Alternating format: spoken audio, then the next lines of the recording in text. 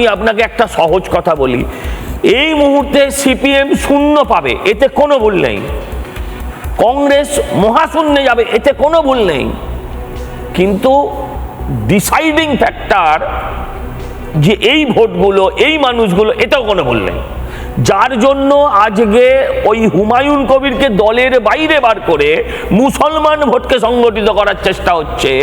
Direct সেলিমের পক্ষে মমতার হাত ধরাটা মুশকিল, কিন্তু ভায়া হুমায়ুন সেই হাত ধরতে কোনো আপত্তি নেই।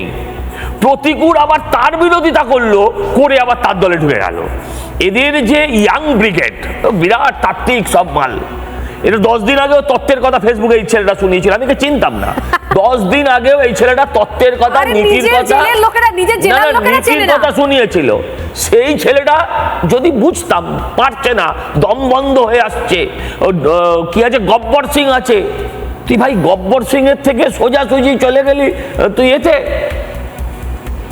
তৃণমূলে। আমার বক্তব্য, ও বিজেপিতে আসতে হবে না, সাম্প্রদায়িক।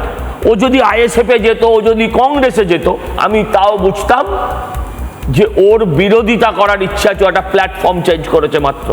কিন্তু দেখলাম না, সবাই স্বার্থের নিচে। আপনি একটা কথা বলি শুনুন, বামপন্থী লোকজন যত দল বদল করেছে, বামপন্থী এমএলএ এমপি যত দল বদল করেছে পশ্চিমবঙ্গে, এখনো তৃণমূল বা বিজেপিতে যায়নি, বিজেপি অত তৃণমূলে আসেনি। বামপন্থী এমএলএ এমপি যত তৃণমূল বা বিজেপিতে গেছে দল বদল করে, তত অন্য কোনো দল যায়নি। এটা একদম, আমি এটা বলছি, এটা না খুব ভালো সেলসম্যান। আমি বলছি যাহা সিপিএম তাহাই তৃণমূল। সিপিএম এর দায়িত্ব এখন যেভাবে হোক তৃণমূলকে বাঁচাতে হবে। তৃণমূলকে না বাঁচালে ওরা বুঝতে পারছে যে ওরাও বাঁচতে পারবে।